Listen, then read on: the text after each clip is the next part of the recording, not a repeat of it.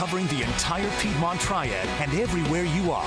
This is WXII 12 News at 5. Everybody that knows me knows better. This is ridiculous. There's no way I'd do anything to lose my family ever in God's green earth, ever.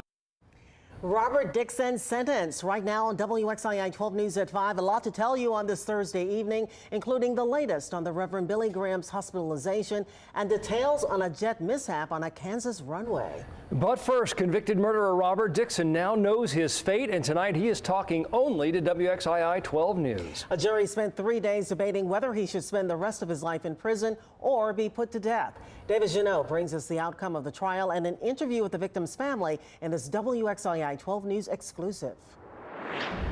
Mr. Dixon, is there anything you want to say? I did not hire Thomas Friday to murder my stepmother. There's nothing in God's green earth I would ever do to lose my family or my freedom. Those were just a few of Robert Dennis Dixon's final words as he was escorted out of the Alamance County Courthouse. It is the judgment of the court that the defendant be sentenced to a term of life imprisonment without parole. It took the jury a little more than an hour to come up with Dixon's sentence, but that wasn't enough to heal the heart of Michael Neese, who lost his mother to murder. It doesn't bring my mom back at all. You've been through a lot. Never will. Last week, the jury convicted Dixon in the murder of his stepmother, Sarah Dixon, back in 2007. There's no way in God's green earth I'd do what I'm accused of. Never, ever, ever. Dixon dodged the death penalty, and today, his stepbrother leaves him with one message. If I had anything to say to Dennis Dixon right now, is that I forgive you, and I love you, and I hope that you find God in your heart at some point in time. I really do. Robert Dennis Dixon and his attorneys informed the judge that they plan to appeal. Reporting in Alamance County, I'm David Janot, WXII 12 News. A developing story from North Carolina Central University. A lockdown has been lifted after police got a report of a gunman on campus. Police have one person in custody. No word on whether anyone was injured. This, of course, is a story we will continue to cover and bring you details as they come into the newsroom.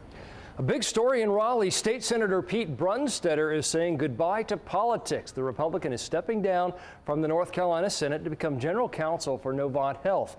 Brunstetter, a longtime attorney with Wombo Carlisle, leaves politics after 8 years in the state Senate. Our Bill O'Neill has that story all new at 5 o'clock. He leaves behind a very powerful position in Raleigh. Senator Brunstetter was co-chairman of the Powerful Appropriations Committee. That means he was one of the chief budget writers for the state.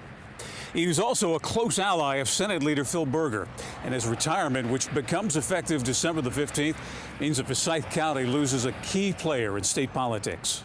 It helps when you have issues or you have problems or you're looking at how to do various things to have someone who has not only the state in their best interest, but they also have their hometown in the best interest. Current chairman of the Forsyth County Republican Party, Scott Cumbie, says the retirement of Brunstetter comes unexpected, adding that Senate seat was not on the party's radar screen. I talked to Republicans today about possible replacements, and the names mentioned most were County Commissioner Bill Whitehart, County Commissioner Gloria Wisenhunt, State Representative Deborah Conrad, and former party chairman Nathan Tabor, who didn't rule himself out today as a possible candidate for that seat. In Winston-Salem, I'm Bill O'Neill reporting. Back to you. Pete Brunstetter served on the board of Novant Health for 10 years. Brunstetter tells WXII 12 News, quote, "Leaving the Senate was more about the exciting opportunity that was before me. I've dealt with health care issues for much of my legal career, and this is an exciting time for the industry."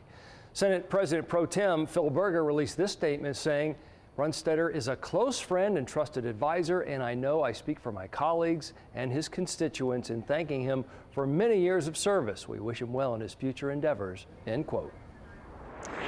The Reverend Billy Graham is back home tonight after he was released from an Asheville hospital this afternoon. The 95-year-old was being treated for respiratory issues, something he has battled recently. He celebrated his 95th birthday on November 7th.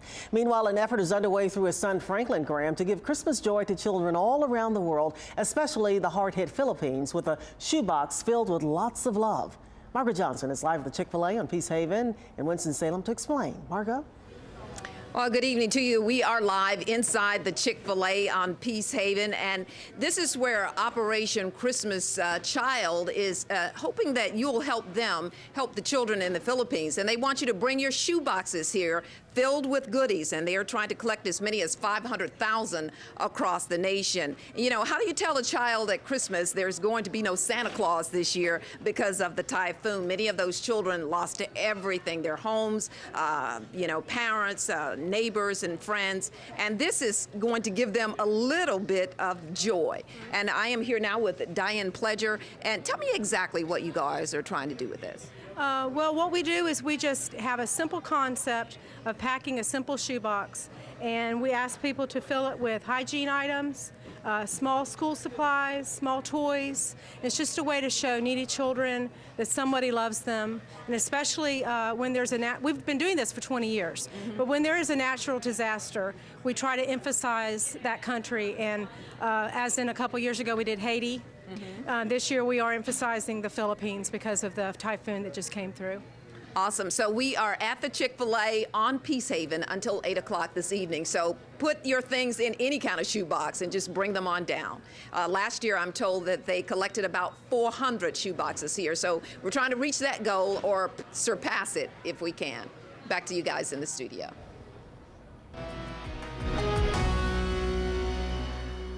Well, out there today, we've seen a mix of clouds and sunshine, very little in the way of rain as of yet, but we're expecting a little patchy light rain and drizzle as we go through the nighttime hours. You're looking live at downtown Moxville, where you can see the thick cloud cover. Let's take a look at the temperatures, where we saw highs today in the mid-50s. We're sitting right now at 55 degrees in Moxville and Yadkinville, 53 in Elkin. We are already in the 40s in Ennis at 47 right now. Moving down into the Triad, you can see where the air is a little milder over toward Raleigh, where they actually made it into the 60s today. 55 right now in High Point, 52 in Winston-Salem. Take a look at the radar and you don't see a whole lot, but there has been at least a little bit of drizzle over the mountains and foothills late this afternoon. We're looking for that to potentially continue tonight. You can see it building there over the upstate of South Carolina. And then this is the rain that's going to be moving in Friday night into Saturday. And behind that, some very cold air. If you've got some plans to be out and about this evening, consider the possibility of some patchy light rain. Otherwise, just clouds out there with temperatures falling down into the upper 40s, close to 50 by 9 o'clock. And then by early tomorrow morning, mid-40s with fog and drizzle. We will look ahead at that cold air coming in for the weekend coming up. Tonight, we've learned the man charged in a deadly hit-and-run in Winston-Salem is a paramedic in Guilford County. 40-year-old Christopher Grubbs turned himself into authorities yesterday. He is accused of hitting Richard Byers with his vehicle back in August and leaving the scene. Grubbs has been with Guilford County EMS since November of 2009. We've also learned through the North Carolina Highway Patrol that he was employed as a state trooper from May 1995 until December of 2007. He resigned after being pulled over for drunk driving. A grandson of an elderly Rowan County man found dead earlier this month has been charged with murder. 40-year-old David Steen is also accused of assaulting his mother. 87-year-old J.D. Furr and 62-year-old Sandra Steen were found at Furr's home on River Road back on November 7th. A Seagrove man's in jail tonight accused of trying to kill another man with a wooden club in a church parking lot. Randolph County authorities say that Audie Manus beat the victim, Jerry Crabtree, so badly that Crabtree had to be flown to the hospital for treatment. We're told this happened in the parking lot of a church on Howard's Mill Road, but neither man is affiliated with that church. The victim remains in the hospital tonight. Right now, still no arrests in a brazen crime at a Winston-Salem senior home. Police are searching for a group of men accused of entering the Clare Bridge Assisted Living Home on South Peace Haven Road overnight, tying up employees, then robbing residents. We're told no one was seriously hurt. A 12-year-old Florida girl, once facing felony charges in connection with the suicide of another 12-year-old classmate, says she didn't do anything wrong. Yesterday, the Florida Attorney General's office announced that charges had been dropped against Caitlin Roman and another girl in that alleged bullying case. Roman's father says that while he feels bad for the victim and her family, he feels that authorities revealing his daughter's name and mugshot in a news conference was uncalled for. It was uncalled for the Grady Judd to go up there and throw her picture up there, and people coming to my house and trying to come and threaten my family, threaten me on the phone, threaten me at my house, threaten me. I mean, it was just crazy. The victim's mother says she knows her daughter would want to forgive Caitlin and that she hopes with time she can too. There's still a lot of questions tonight after a Boeing 747 jumbo jet landed at the wrong airport. The jet hauling construction parts was supposed to land at McConnell Air Force Base in Wichita, but instead landed at Colonel James Jabara Airport several miles away. Officials spent much of the morning trying to figure out how to safely get the huge aircraft back into the air and headed to the right destination. It took off this afternoon. This afternoon, President Obama backed the Senate's move to change the rules for presidential nominees, saying enough is enough when it comes to Capitol Hill gridlock. From the White House, the president said that the blocking tactic was being used to, quote, gum up the works of government and a proxy for refighting the results of the presidential election. One example, the Senate's recent blocking of North Carolina Congressman Mel Watt to head up the Federal Housing Finance Agency. It's harmed our economy, and it's been harmful to our democracy. And it's brought us to the point where a simple majority vote no longer seems to be sufficient for anything. President acknowledged neither party has been blameless for filibuster tactics, but he said Republicans have escalated its use since he became president. Tonight, the North Carolina Highway Patrol is hosting another meeting for Winston-Salem residents involving the Business 40 Improvement Project. This will be the second meeting this week regarding the project to improve Business 40 from 4th Street to Church Street. Tonight's meeting is from 6 to 8 at the Enterprise Center on South Martin Luther King Drive. Look at the sale items and say, what can I do with this, rather than I need a new, I need this, I need to go buy it right now. Coming up, how a local mom is helping other families learn the value of $1. That's still ahead on WXII 12 News at 5. And later in A Place to Call Home, we'll go back nearly 10 years to show you how adoption has changed the lives of a local family forever. Plus, I-40 shuts down tonight, and coming up, I'll show you exactly where and why. You're watching WXII 12 News.